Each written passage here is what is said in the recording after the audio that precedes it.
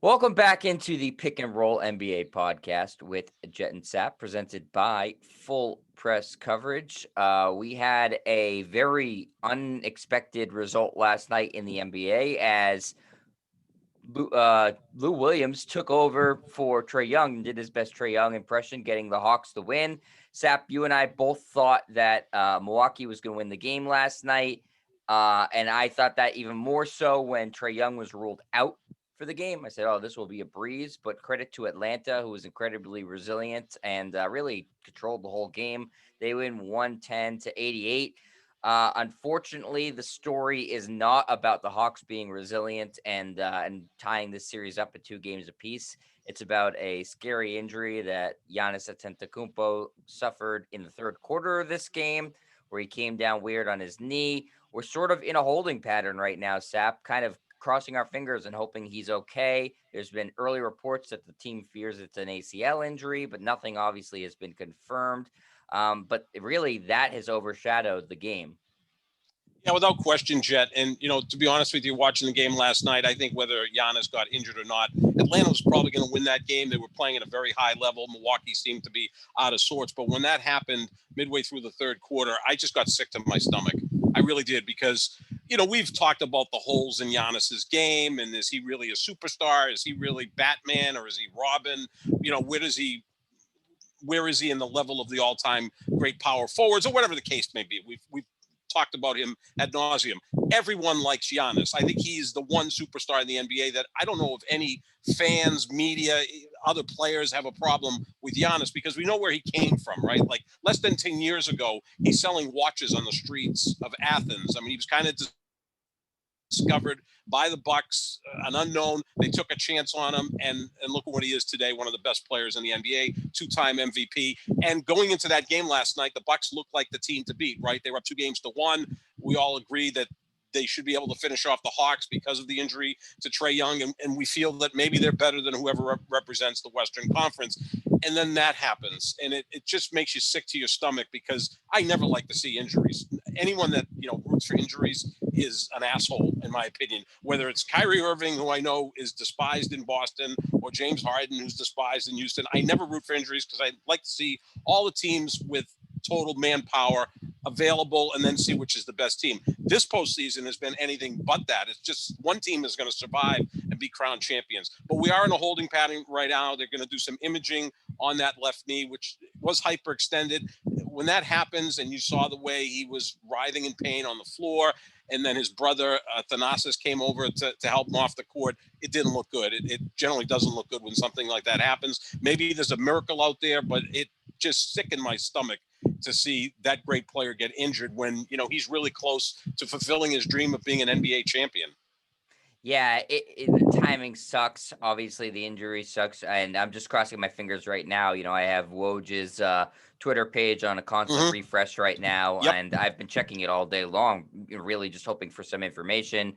Obviously, Bucks fans and the whole Bucks team and Giannis is hoping for the best here, and that maybe he just hyperextended in a weird way, and he'll be okay, and maybe have to miss a game, but yeah, it would be a real shame on so many levels in terms of if Giannis can't go and he is hurt out for an extended period of time.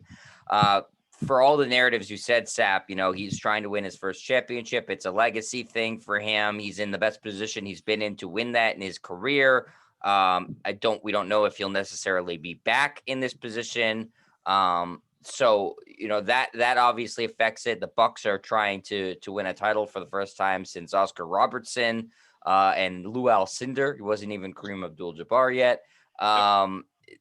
So yeah, it sucks on so many levels, and also the aesthetic level of wanting to see an NBA Finals with two teams that are at full strength and matched up. And we've been saying this all year long, Sap, and obviously we can't come to this conclusion yet because we don't know if Giannis is actually going to be out or not. But man, the Suns have some sort of horseshoe up their asses. I mean, if they're able to get through Right. the Clippers and then face an extremely depleted Milwaukee team or a really ahead of schedule Hawks team, I don't remember a playoffs opening up more for a team than it has for the Suns in terms of the route they faced and being able to face teams with injuries. Listen, it's not their fault, but I mean, it's really opened up for them. Jed, you know I'm a big tennis fan. It almost feels like a tennis tournament where the best player just had his path wide open now because, the second seed got bounced in the round of 32, and then a tough matchup in the quarterfinals didn't happen because that player got knocked out as well. And next thing you know, that player's playing in the championship game against some unseeded player or a lowly seeded player. They win the title. It's still the U.S. Open or Wimbledon or whatever it might be, and that still goes on the trophy case. And that's what it does feel like, Jed, absolutely, because if Phoenix can get by the Clippers, they're going to face Milwaukee probably without Giannis, and again, we hope that's not the case, or an Atlanta team that maybe has the feel of last year's Miami team, that they're going to get to the finals and then be overmatched, but also an Atlanta team that also has their best player dealing with some sort of injury, that right ankle bruise, right? So even if he comes back, how effective is Trae Young going to be? Now give Lou Williams. Lou Hudson did play for the Atlanta Hawks many, You're going many way years ago. back, yeah. I'm going way back. You brought up Oscar and Lou Hudson in 1971, so my mush brain decided to go back to the early 70s in the Atlanta Hawks, who had a great backcourt of Pete Maravich and Lou Hudson.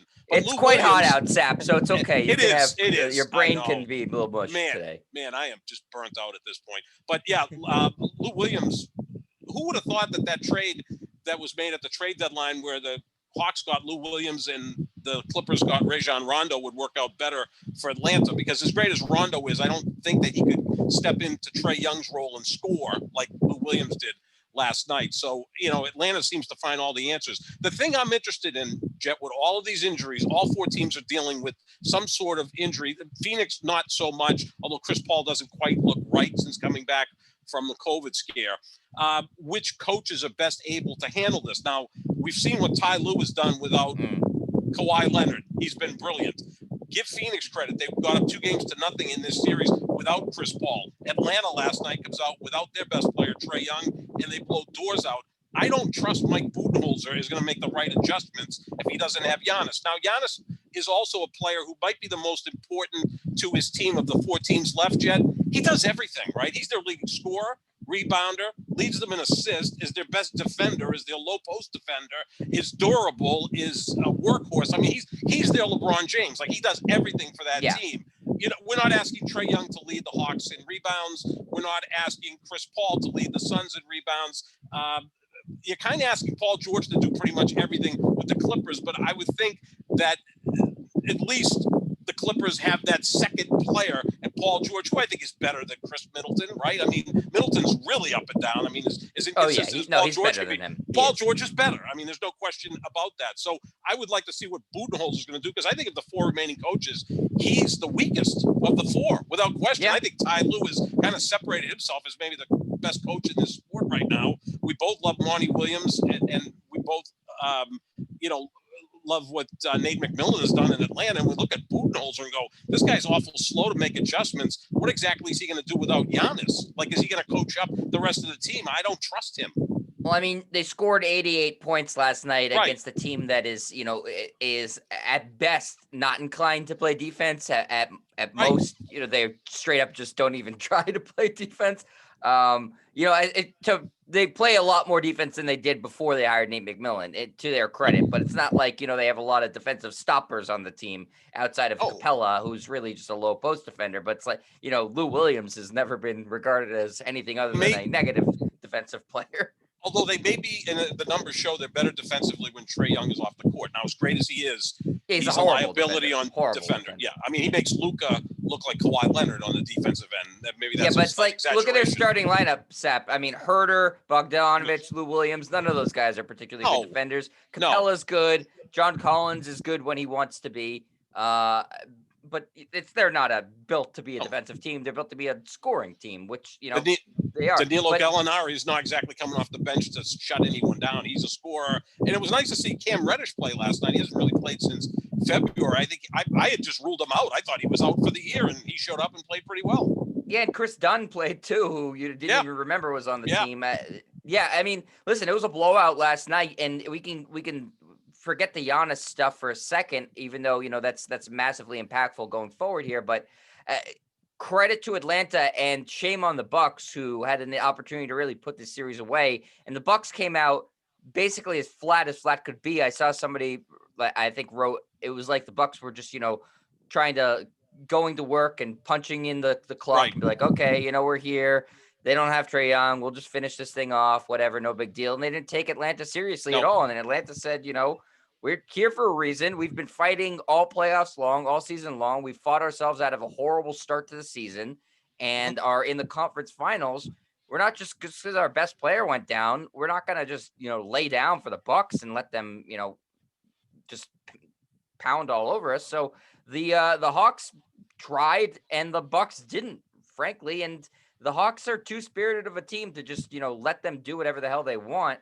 And so shame on the Bucks. And obviously that goes back to Budenholzer too. I mean, they did not come out with anything in this game, Sam. No, they didn't look ready. They didn't seem to realize it was game 4 of the Eastern Conference Finals. The other team doesn't have their best player in Trae Young. If you take hold of this on that given night, you're up 3-1 with 3 chances to finish this off. Game 5 being in Milwaukee. Now you can never. If you win, it's over at that point, I would think. I mean, I know these playoffs have been totally unpredictable because I look at these 4 teams, Jet, and I see flawed teams. We agree with that. There's no super team. Hell, there's no super team in the NBA. Yes, if Brooklyn had been healthy with Durant, Kyrie, and James Harden, they'd be as close to a super team as you could get. The rest of their roster is not all that good. The Lakers, if LeBron and Anthony Davis were healthy, they'd be close to a super team. Those are the 2 teams right now that are kicking themselves, right, Jet? The Lakers with LeBron James, the Nets with Kevin Durant, because the championship was there for the taking for both of those franchises if they had been somewhat healthy, right? I mean, if you have a healthy James Harden, even with Kyrie going down in game 4 of the Eastern Conference semifinals, the Nets probably still beat the Bucks. If Anthony Davis is at 80% but somewhat functional and LeBron's not hobbling around on that bad ankle, the Lakers beat the Suns, Denver, and I think they would take care of the Clippers. I agree. That's what I had all year long. The finals that we both thought was going to happen should have happened, but both teams just had too many injuries. Now these other teams are getting too many injuries, and they're all kind of dealing with it. I mean, it's chaos. It's chaos in the NBA playoffs right now. I don't know what to make of it, which makes it kind of fun because normally in the NBA playoffs, you kind of know what's going to happen, right? Okay, the Warriors are dominating the West and LeBron's dominating the East. That was the narrative forever. Yeah, of the 4 major sports, it has been the most predictable playoffs, without a doubt. Yeah. But we do have some breaking news here, Sap, from Woj. Okay. There is no structural damage to Giannis's left knee after his awkward landing last night. Ligaments are sound, sources tell Zach Lowe and myself, being Woj. Timetable to return is still unclear. So it looks like Giannis avoided a ACL tear or something very, very serious, which is fantastic news. I would not be surprised at all if he does not play in the next game, though, or maybe even play in the rest of the series if they're hoping they can win it and then have him good to go for the finals. But that's great news. That's great news because, I mean, again, he's probably the easiest guy in this league to root for. Like, has he ever offended anyone? Like, LeBron's my favorite player, but I can see where some James people get Harden doesn't like him for some reason. That's about it. And I think what he said about James Harden was, I hope it was tongue-in-cheek, because Harden's response was, I don't pass. I led the league in assists several times. I must be a pretty good passer. Although I'll be honest with you, if Milwaukee had gone after James Harden instead of Drew Holiday, they would have been unstoppable. I think James Harden and Giannis would have been unstoppable as a duo. I mean, how many alley-oops do you think Harden would hit? It's a perfect. Giannis that's with? A perfect. Would have been perfect together. My Lord, and Giannis could have covered his ass on defense. They would have been really difficult to beat. That's great news about Giannis. Now I wonder if they're going to try to do with Giannis and I'll go back again to 50 years ago in 1970 in the NBA Finals, Game 7. Willis Reed was, beyond injured, but he came out, hit a couple of jump shots, got the crowd geared up, and then they were on their way to winning Game 7 over the Lakers. Actually, Walt Frazier had a huge game that night, and the Knicks won their one of 2 championships back in 1970. Do you start Giannis or do you bring him off the bench 6 minutes in just to see if he gets the crowd fired up, gets his teammates fired up, and you go from there? You don't want to take a chance. Right. Make that injury worse because this is your franchise player who's still only 27 years old. I mean, it's not like he's at the end of his career. Here's my guess, Sap. I'm going to guess he's not going to play in the next game, just as out of abundance of caution. No medical expert here. I don't know. This is just a scenario I'm guessing. and then it's in Milwaukee tied 2-2, and it is Right. a big heap of pressure on Chris Middleton to perform. Yeah. Yeah. Good Holy luck. crap, is that a big Yeah. game for Chris Middleton?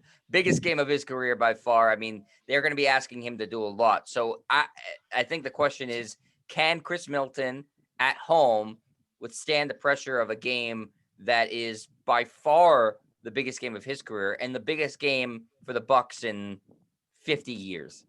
It really is. I mean, because even when I was a Bucks fan in the '80s, they got to the conference finals twice. 1983, they lost in 5 games to the 76ers. No one thought they were going to win that series. And in '84, they got back to the conference finals and got swept by the Celtics, or lost in 5 games to the Celtics. In fact, they lost in 5 games to both of those really great teams. Those teams were just better. It's here for Milwaukee to win their first championship in 50 years. Great news that Giannis doesn't have structural damage. Who knows if he's going to play in Game 5. Maybe if you can just somehow cobble together the lineup and win Game 5 at home with the crowd behind you, Middleton coming up big, Drew Holiday coming up big, and then if you then go to Atlanta up 3-2, you rest Giannis again, and then you have him ready in case you need him in Game 7. That's going to fall on Chris Middleton. It's also going to fall on Mike Budenholzer, and of the 4 remaining coaches, I trust him the least to try to figure out what to do. The best game plan without his superstar. Now, you could look at it and say Atlanta's without Trae Young, Bucks are without Giannis. But as I said, Giannis does everything for that team. Now, without him on the court, you're giving up a lot of rebounding, you're giving up defense, you're giving up interior scoring, you're giving up so much. Trae Young's great, but they still seem to function without Trae Young last night. That could just be a one-game scenario. I mean, you don't want to lose your best player for any lengthy period of time, but that's good news, though, that it doesn't look like Giannis has any sort of blown-out knee, ACL, or whatever the case may have been. Yeah, so I mean, I think it also helped the Hawks tremendously that they were at home last night to be able to have those role players feel more comfortable. And I Sure. think the Hawks relished being in this underdog role and being counted out. Yep. That's sort of in their DNA. I think that's what Nate McMillan has sold to them all year long. Well, since he took over the head coaching job, at least. And I think they love it. And I think the fans embrace it as well. So that's why they played so well last night, too, is I think they really buy into the message of, hey, we're the underdogs, but we shouldn't be. Why are teams not taking us seriously enough? And it's working. I also agree with you that it seems hard to believe that they could continue to win games without Trae Young, especially blow team. I mean, they blew out the Bucks almost from the go last night. I mean, they won all 4 quarters. Oh no, they lost the 4th quarter by 3. But they won the first 3 quarters handily. I mean, it didn't look like much of a game really ever. And yeah, maybe if Giannis doesn't go down, maybe the Bucks make a run in the 4th quarter. But Atlanta had this thing in control.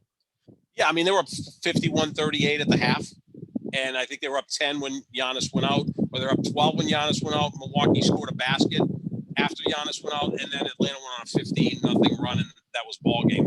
They were just on fire. Gallinari, Reddish, all the secondary players really stepped up last night. Lou Williams, look, he can score in his sleep.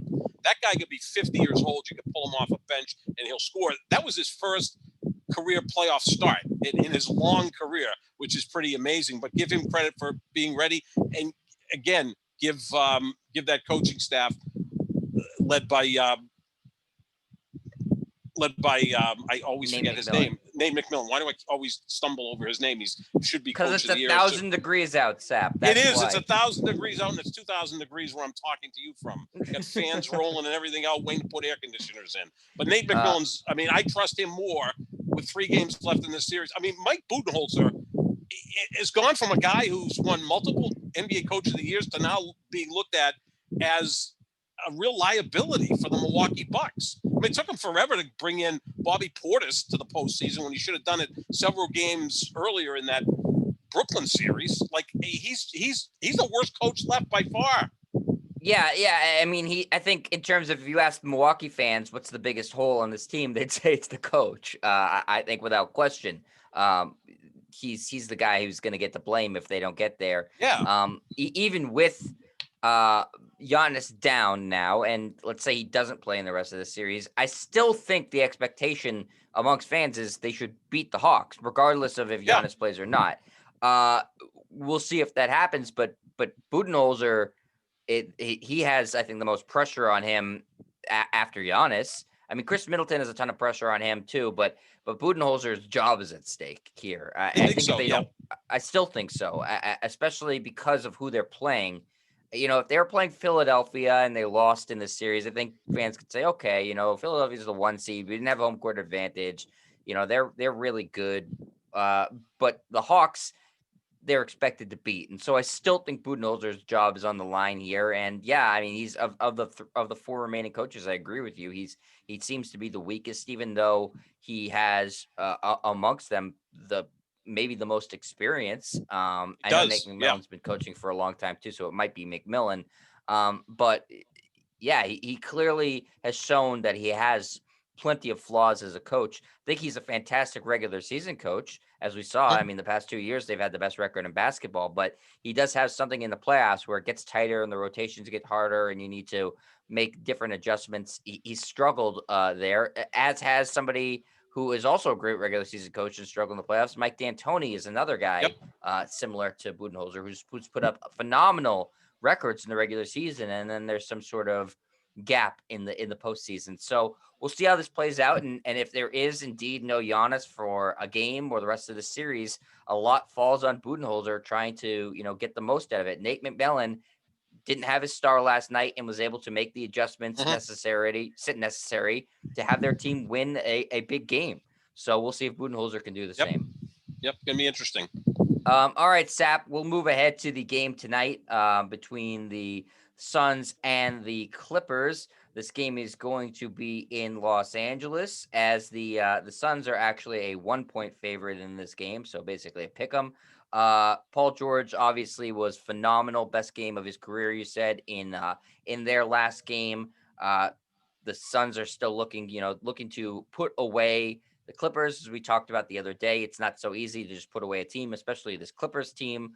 The Clippers and the Hawks have a lot of parallels in that way too, Mhm. right? They're both very feisty teams that are not just going to go away quietly. But the Suns are going to try to end this on the Clippers' home court tonight. How do you see it playing out? I think the Suns are going to come up big tonight. I mean, in the last three games 3, 4, and 5, Chris Paul and Devin Booker are combined 41 of 125. That's 32.9%. Let's call it 33% because we're in a good mood today. So they're hitting 1 out of every 3 of their field goal attempts. That's not good enough for those two players. We're talking about 2 All-Stars. We're talking about an all-time point guard in Chris Paul, who finished 5th in MVP voting. We know how good Devin Booker is. They've got to be better than that. I mean, if they can be efficient, get off to a good start, build a lead, then I think they're going to be in just fine shape. They've got to take advantage of their size inside with DeAndre Ayton. Not that he was a no-show the other night, but they didn't go to him enough. I think he has a major advantage on the inside. Go to him more. He's been your most consistent player in this playoff series. And I think if they're just focused on that, they're going to be just fine. There's a ton of pressure on Chris Paul, though. I mean, this is a legacy series for him. As much as there's pressure on Paul George because now he's the guy with the Clippers because of the Kawhi injury, there's more pressure on Chris Paul. He's been to this spot before and hasn't been able to break through. He's also 36 years old. Paul George is 31, so there's a 5-year age difference. So in theory, if Paul George doesn't get to the finals this year, if Kawhi comes back next year with the Clippers, they'll be one of the favorites in the Western Conference. Phoenix next year, will they be as good as they were this year? Yeah, Devin Booker and DeAndre Ayton should be better, but everything kind of fell into place for them this year. Is Chris Paul going to be better next year, a year older? This is his best chance to get to the finals. A ton of pressure on Chris Paul tonight, and I think he has to come up big. He hasn't always come up big in these games. No, Normally Sap, we see great players coming up big in big games. He's kind of shrunk in this scenario many times in his career, so he's going to have to come through. Yeah, without a doubt, the most pressure is on Chris Paul, and we were just talking, about the Bucks, and the Hawks, and for the Bucks, the most pressure we're saying is on Budenholzer, because Giannis, when he's been healthy, has done what you can't really blame him when they've lost games. No. I mean, he's played fantastic. If the Suns don't advance, the blame will be placed squarely on Chris Paul. Yep. Period. It's not going to be on Monty Williams. It's not going to be on Devin Booker. It's not going to be on DeAndre Ayton. It's going to be on Chris Paul. And this is his best chance to make the finals and win a championship in his career. So if he's not able to get it done, especially that the fact that they were up 3-1 in this series and playing a team without their best player, that's gonna, just as adding a title to his resume will really increase his legacy. Losing this series potentially would really hurt Chris Paul's legacy, I feel like, Sap. Yeah, he would remain the greatest player to have never played in the NBA Finals, which shows that he's a great player, but also that he's a guy who's never played in the NBA Finals, right? So it's a big legacy moment for Chris Paul. Now, once he gets to the finals, if he does, I think he has to win the damn thing because it opened up for him with all the injuries that have taken place in the Eastern Conference, because he's either going to be playing an Atlanta team who most people don't think belong there, but they're on a really high right now, but they may have a banged up Trae Young, their best player, and we'll see if Milwaukee gets there, how good Giannis is going to be, what he's going to be playing at. Is it going to be 60, 70, 80% with that knee concern? So it's there for Chris Paul to take. The Suns of the 4 remaining teams are the healthiest, right? I mean, Chris Paul's back from COVID. You don't know how he's feeling. I mean, it's different than, say, a knee or an ankle. I mean, it's a different type of Right. ailment, obviously. So maybe he's not quite himself, but, you know, down the stretch of games, we've seen Chris Paul throughout his career in these big games. You know, he's got that little elbow jumper where he kind of gets into the lane and then kind of fades back and takes that elbow jumper, which he never misses until it's late in playoff games. And he comes up a little bit short on it. Now, that's what I see. And as much as I love the player, I want to see him make that shot because that's his signature move. If he has a signature move, that's pretty much it. And, you know, when he's on a roll, that shot is nails. We saw the other night, he came up short numerous times. He's going to have to be better than that. There's more pressure on him than any other player. A ton of pressure on Paul George. I get that. Giannis, Trae Young. Now those guys are dealing with injuries. But Chris Paul, he's the president of the Players Union. He's an all-time great player. It's the most fascinating story, right? This 36-year-old point guard who never played in the finals has a real chance to win a championship. I mean, it would be a great moment. It's right there. And if he doesn't pull through on this, it's going to damage his legacy. Is he an all-time great player? Without question, that's not going to get damaged. He has an opportunity now, though, to go up in the pecking order and then get that title of the greatest player never to have played in the NBA Finals off his back. Right. And it's not like one of those titles where at the end of your career, you know, so you're sort of along for the ride and you get that, you know, that title. Like, you know, Gary Payton got one in Miami. I mean, he was still an okay player, but he was by no means the Gary Payton that, you know. Chris Paul, he's not in his prime, but he is the, you know, the straw that stirs the drink on this team. Sure. I mean, he was considered the MVP of this team, rightly so. So, you know, he is the guy still on this team. And so it's a big opportunity for him to really enhance his legacy. And as far as Paul George goes, I feel like there's still a lot of pressure on him, make no doubt about it. But the Kawhi injury has put a little less pressure on him, which sounds counterintuitive because he's asked to do more, but he does have at least the built-in excuse of if they don't go to the finals, it's because, you know, Kawhi was gone. Had Kawhi played and they lost in this series to the Suns, Paul George would be getting more blame. That's just how it goes. You know, Kawhi's already won his 2 titles and been Finals MVP twice. We'll George would be getting the blame, even if he played really well. They would say, it's Paul George's fault. That's just without question. How it goes. No, I mean, because now we're looking at Paul George going, wow, the other night, really 41, 13, and 6. That's just a phenomenal Game 5. You're facing elimination. Can he come back? Now you don't expect him to get 41 again tonight, I was going to say, Sap, can he do it again? Can he stave off elimination single-handedly again? He's got to be exhausted, Jet. I mean, he's played an average of 40 minutes per game. And he's logged the most minutes by far. No one is close in the postseason. By far. I think Devin Booker is second in minutes played, and he's 130 minutes behind him. He's averaging 40 minutes a game. Wild. And that's 18 games over 37 days, because the way the schedule is, you play every other day. And look, he's also a guy that plays both ends of the court. I mean, it's not like he's a great offensive player, then goes back on defense and kind of rests like James Harden could do with that hamstring in the last 3 games of the Milwaukee series. He could kind of take it easy on defense. Paul George gets to take on oftentimes the other team's best scorer. And that's why I think he's a fascinating player, because he is a both ends of the court player. So he's got to be exhausted physically and mentally. But I got to give the Clippers so much credit. The likes of Reggie Jackson, Pat Beverly, Marcus Morris, They all stepped up big in Game 5. Hell, DeMarcus Cousins had 15 points in 11 minutes. Do you realize that's his career playoff high? I mean, he hasn't played a lot of playoff games, but that's his career playoff high. Isn't that amazing Yeah, for a I was guy thinking of the who teams he's played on. That's well, he's played that's on every why. team in California. Yes, he really that's is good. literally played on every single team in California, which is it. Just he likes the West Coast. Hey, why not? I mean, high state income tax, but the weather's nice. He was good last game, Sap. He was good. He's good. I mean, he's a guy I actually like. I mean, because I think a lot of his off-court stuff is that he's frustrated with losing when he was in Sacramento. I don't think he's a bad person. No, from what I understand, he's a very generous guy. Like he's like gives away a lot of money to charity. Yeah, I think he got a bad rep. He did. I agree, Sap. You're playing in Sacramento where, from ownership down, things are a little bit awkward there, and you're just not really a good franchise. He got frustrated. He went to Kentucky for 1 year. They lost 1 or 2 games. Then he goes to Sacramento, and it's like, what the hell am I in here? Larry Bird still had one of the funniest comments I ever heard. His rookie year with the Celtics went 60-22, and someone asked him, what's the biggest difference between college and pro? He goes, losing so much. Because his Indiana State team went undefeated his senior year until losing to Magic in the national championship game. He goes, losing 22 games in a season, I've never heard of that. It's like a nightmare. The Celtics had the best record. Yeah, it was like the Celtics had, that'd be like Tom Brady going to Tampa last year and go, I can't believe we went 11-5. I'm never 11-5.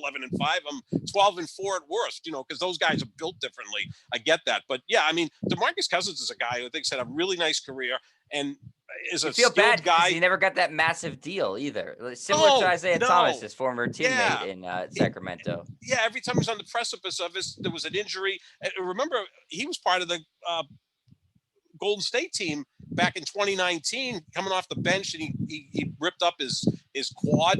I mean, he was a nice piece on that team. That was a perfect team for him because, the guy can hit threes. He's a really good passer. I mean, I know that I forget if it was Ainge or Stevens, probably more so Ainge that always liked him, but Stevens didn't, so they didn't bring him in. Correct. Yep. Yeah. Why bring in talented players? What the hell? Why not? But yeah, he played really well the other night. And look, Ty Lue is just, he's grown as a coach, man. I mean, you would think that when he won the title in Cleveland, it was all LeBron, and yeah, LeBron gets a lot of credit, but he had a team that was down 3-1 to a team that went 73-9. It had to be more than just LeBron and Kyrie Irving that kept that team focused on still trying to win that series.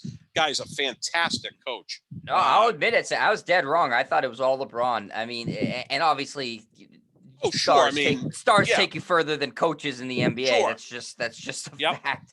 But no, he's a damn good coach. He's a really, really, really good coach. I was 100% wrong. Yeah. He can absolutely coach, and I'm happy for him. And he's getting his just due now, as people are recognizing that. So good for Ty Lue. And yeah, I mean, I'm looking at Paul George's numbers over the playoffs, Sap. I mean, it's like I don't know how the guy's even standing. It's right. Yeah. 18 games, 18 starts, 735 minutes played. Basically, like you said, every other day he's had no chance to rest or recuperate. I mean, it's a miracle the guy is not passing out on the court. I mean, this is ridiculous. And again, he plays both ends, Jed. The guy scores, he rebounds, he passes, he defends. He's all over the place. So I mean, and he's taken a lot of criticism. He says he gets more criticism than any other player in the league. I don't think so. No, that's stupid. That title belongs to LeBron James. It always will because he's so polarizing. But you know what? If you're getting criticism, look at it as a badge of honor. That means people are actually watching you and actually have opinions about you because you're a great player. Yeah, Shaq and Barkley did not like when he said that. No, no, they didn't. And I agree with Chuck on that one because it's like, you're a great player. You're going to have to take the bad with the good. I mean, Barkley is always talked about as, this is the greatest player that never won a championship. He's kidded about it almost nightly on the TNT set, and he has to put up with it. And he jokes about it. You got to be self-deprecating at some moments. And look, Shaq couldn't shoot free throws. Every player gets bashed. I mean, other than Michael Jordan, because no one dares bash him because, there'll be retribution there because MJ's, pretty vengeful. Now we got Scottie Pippen who's going to find that out. Look out. But yeah, so Paul George, I think if you're getting criticized, you know what? You've arrived as a player. That means that you're that good that people are going to criticize you. Tom Brady's been criticized, right? The greatest quarterback ever. People have found a need to criticize him, whether it's Max Kellerman or anyone else that, have these crazy takes. But, he's that good that you watch him. I don't even think he's the most criticized player left in the playoffs. I think Giannis's game gets dissected and criticized more than Paul George. Absolutely. And Chris Paul. Chris Paul, yeah. And Chris Paul's been, upfront about it. I mean, when they went up 3-1 in this series, he goes, I don't want to hear about being up 3-1 because they were up 3-1 in round 2 in 2015 and lost to Houston, got blown out in every game. No, this is a big game for Chris Paul. I think the Suns will be just fine tonight. They've got to go back to their identity of going inside first to get DeAndre Ayton involved, and I think that will open up some things with perimeter. But look, Jake Crowder, Mikal Bridges, they're going to have to play better, and you may see more of Cam Johnson, who I think has been a breakout star in this postseason. Who's the dude that used to play? Livingston? Remember Livingston on Golden State? Shaun Livingston. Oh, yeah. Shaun Livingston. Okay, he was like the second guy off the bench. All I remember is Iguodala were their two bench guys. The two bench guys. Iguodala and Livingston, yeah. Every game he came into against the Cavaliers in the finals, like when he'd come in, it was a close game. When he left, somehow Golden State was out 6 or 7 points. He never missed shots. He would go through a 3-game stretch. He'd go 4 for 4 one night, 5 for 5 the next night, maybe 6 for 8 the next night. Just played like near perfect basketball. Cam Johnson's doing a lot of that for the Phoenix Suns. So I think that Monty Williams, who I love as a coach, I think you'll see more of him because at this point, you can't worry about hurt feelings. If Jake Crowder's not hitting his 3, then you got to get Cam Johnson in there. And look, if Chris Paul is playing at a really slow pace, you may have to see some more of Campaign in there. Or maybe you go Campaign with Paul George in the backcourt for a few minutes to give, Devin Booker a little bit of a rest because they do play at a much slower pace with Chris Paul. And I think that's not just because he's a veteran player and he wants to save energy. I don't equate him to Aaron Rodgers. Sometimes the veterans who are so smart, they overanalyze things. So they want to get like the perfect shot out there or the perfect pass or the perfect offense. And sometimes it's, paralysis through analysis. I can't tell you how many times I've watched Green Bay Packer games and Rodgers will bleed the clock down. And I'm like, Aaron, why do I call him Aaron? I'll just say, so you're good friends. Well, we're good friends. To get the snap, go at a faster pace, put the defense on its heels. Chris Paul does that a lot. And I think Chris Paul and Aaron Rodgers, there's some similarities there besides the great commercials they do for State Farm. They're really smart guys who sometimes turn off teammates after a while, but they're both very over analytical, I think. And sometimes that can hurt you. Sometimes it's better to have the Jordan or Kobe approach of get the damn out of the way. I'm going to score a basket here. Yeah, I think that's certainly something that people have criticized LeBron for a lot in his career. Oh, yeah. Yep. And Chris Paul, I guess, sometimes the same thing. Smart. Though at this point in Chris Paul's career, when he has somebody like Devin Booker, you're a little bit more okay with him being passive. Right. Yes. But yeah, Booker hasn't looked right since game 1 of the series. Obviously, he's got the broken nose and still dealing with that. But yeah, it's a big game for Chris Paul. It's a big game for the Suns. I think that they'll put the Clippers away too, but I certainly wouldn't feel comfortable wagering a large amount of money on it because the Clippers don't go away. And I don't know, the Suns haven't been here before. They have no experience doing this. And until you do it, and I said this the other day, there's always going to be question marks about your ability to finish off a team. Until you actually get it done, it's the hardest thing to do in the NBA is close out a series. And so the Suns are still learning how to do that. I agree with you. I would imagine that DeAndre Ayton gets way more involved in this game than he did in the last game. They need him to. And I would imagine Chris Paul's smart enough to be able to figure out how to get Ayton more involved. So we'll see what happens. But we both take the Suns in this game. And since they're favored by 1, that means that we're taking them with the points.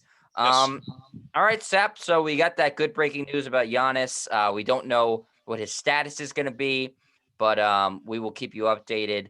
I know you're out of town for a little bit, and I will. If there's any big news or anything that happens, I will get the show up and running and get us covered.